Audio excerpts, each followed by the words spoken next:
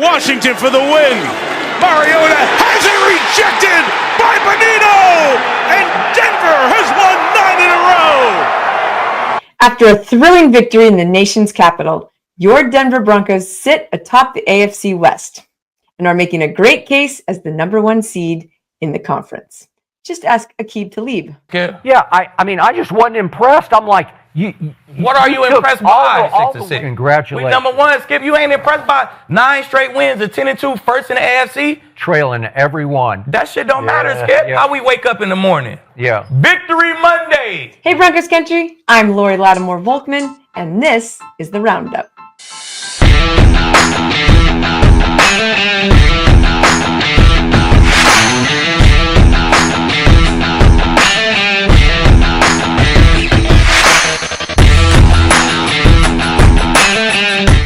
It was another nail-biter when the 9-2 Broncos faced off against the 3-8 Commanders.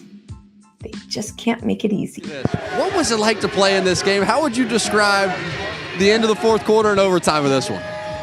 It was a roller coaster for sure, man. It wasn't pretty, but we found a way to get it done. Denver took the early lead with 2 field goals, despite 2 trips into the red zone. But points are points.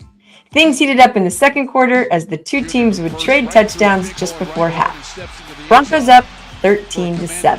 Climbs the pocket. He throws on the run pass at the goal line. Caught. Touchdown Denver. Cortland Sutton. Boy, when you see this replay, Bo Nix makes an unbelievable throw on his way down to the ground. 11-yard touchdown strike. Nix to Sutton. With 23 seconds to go, the Broncos in front. Washington came out blazing after the half as backup quarterback Marcus Mariota connected twice to his favorite receiver all night, tight end Zach Ertz, and ran 19 yards for his own first down. A few plays later, he would float a pass in the back of the end zone to Trey Burks, who caught it a la OBJ style. Suddenly, Commanders were up 14-13.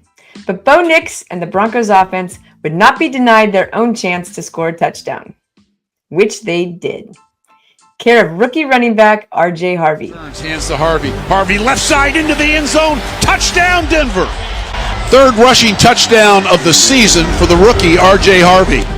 But thanks to veteran wideout Cortland Sutton. In the pocket, throws to a wide open receiver who drops down and makes the catch at the 30. That is Cortland Sutton. But a 3rd down and 11 completion. Nix to Sutton for 32 yards. First down Denver. That offense would fall apart in the fourth quarter, however, as it could only manage an interception followed by 3 punts. Thankfully, the Broncos defense held strong, keeping the Commanders to just 2 field goals. Pressure loads it up, home run ball down the right sideline. That ball is caught. Now actually into and out of his hands, incomplete. That was Jalen Lane, and good coverage there by Riley Moss. Play fake, and Mariota sets in the pocket. He looks left, now climbs the pocket in trouble, and now throws the ball away, and it's going to be intercepted by Dre Greenlaw. Down the sideline, Greenlaw cuts back inside the 30-yard line. Greenlaw with his first interception as a Bronco. And a tie game at the end of regulation. Winning the toss, the Commanders gave Broncos the ball first. Nothing like a little overtime pressure to light a fire under the offense. It took just 4 completions, including an amazing play by Evan Ingram, to get the Broncos in scoring distance, allowing a walk-in touchdown once again from Harvey. Comes in motion, they hand it off. Big hole left side, Harvey to the goal line, touchdown Denver! 2nd rushing touchdown of the game for the rookie R.J. Harvey. Advantage, Broncos. With less than half the overtime regulation to go, Mariota moved the Commanders decisively down the field. When it looked like the Broncos had made a stop on 4th and 6 with an amazing, if not quirky, interception by Brandon Jones, a defensive pass interference call wiped it away, giving the Commanders a fresh set of downs and new life. 3 plays later, a deep pass to Terry McLaurin would have been 6 if not for offensive holding. Phew. Broncos saved again. But the very next play was a 38-yard pass to Deebo Samuel, setting up 1st and goal from the 2. A run for a loss and 2 incompletes set up 4th and 3. But Mariota connected easily with McLaurin on the goal line. Broncos up 27-26. Down 1 point, the Commanders didn't want to kick for a tie or give Broncos the chance to take the victory themselves. So they chose to go for 2 and a win of their own. Here we go for 2, win or lose right here. Sprinting unopposed to the QB, Benito planted his feet and perfectly timed a jump to block the pass, rather than go for the sack. Good choice. These two teams have given it to us. Washington's lost their last 6. Denver's won 8 in a row. Those streaks come down to this snap. 2-point conversion. Denver with the blitz on the way. Ball deflected by Nick Benito, and the Broncos win it. Great play by Nick Benito. He came untouched off the face side of Marcus Mariota, who was backpedaling, trying to buy some time. And the Broncos in overtime have beaten the Commanders 27-26. That's 10-2. Let's go. Keep finding a way, man. I kind of knew what defense we were in, and I kind of figured out their play. And as it was happening, and I think the guy might have been open, but Nick did a great job of making an athletic play. And I was just really hoping the ball hit the ground at that moment, and sure enough, it did. And when you realize the game's over, you can take a deep breath and enjoy it. But now the challenge is finishing the last 5 games in the W column as well. And most games will be tougher than Washington. For us, we have to continue to figure out a way to put all the distractions, all the noise, everything aside, and just continue to play as one team. We're going to continue to battle, continue to fight. We have a great mindset in the locker room.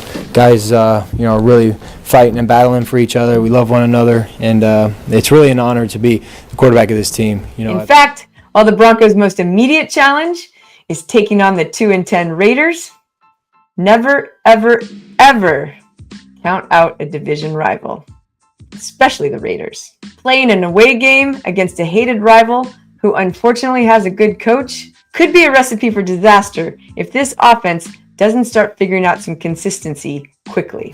Funny thing about stats is tomorrow you're going to wake up, there's going to be a new stat. They're just that. They're just a stat. They have nothing to do with the football game.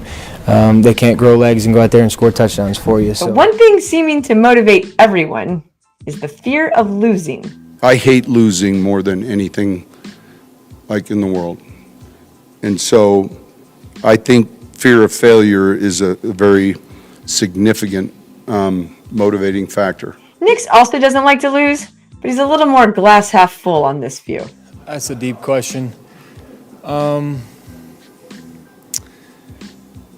don't know. I think I really enjoy winning, and that's why I hate losing. The most important thing is that Bo Nix and the Broncos don't believe their clutch play is a fluke. They practice for this, and they're ready for it. A little bit is the competitive spirit you're born with, but also just the I've been through several situations having to be down at the end of the game. I've won some, I've lost some, and this year we just happened to win them more than we've lost. So I think it's something that you can sort of build on over time. You learn how to not lose, you learn how to not beat yourself, and you just learn a little bit of how to control the controllables and control the jitters when you get down at the end of the game. And, I would say my first few times in high school when you have to go on a 2-minute drill and you haven't really been comfortable with a 2-minute drill before, you've never really done it, you don't really know what you're doing, that can be a little bit more nerve-wracking than now. It's where you've done it so many times, and I've been in both winning situations and losing situations in that, situation in the final few minutes of a game. So now it's just another drive, and you know what they're going to do, and you just got to go out there and find a way to score. So it's just a belief, I think, that you've done it before and you're going to be able to do it again. Part of being able to control the controllables is not letting your emotions get the best of you. And Nix is the best at that. You have to do a good job of staying right, in the middle. The game's going to swing. It's going to have really good. It's going to have really bad. You just kind of have to stay in the middle. And I've really learned, I think, as a player, I've been through all of it. So I know you're going to get back to both sides. So if you stay in the middle with your, temperament and your mindset and your attitude, usually everything will work out, and you can stay calm so everybody else can stay calm, and it's just football at the end of the day. Yeah, it's just football. Now go beat the fucking Raiders. See? Just football.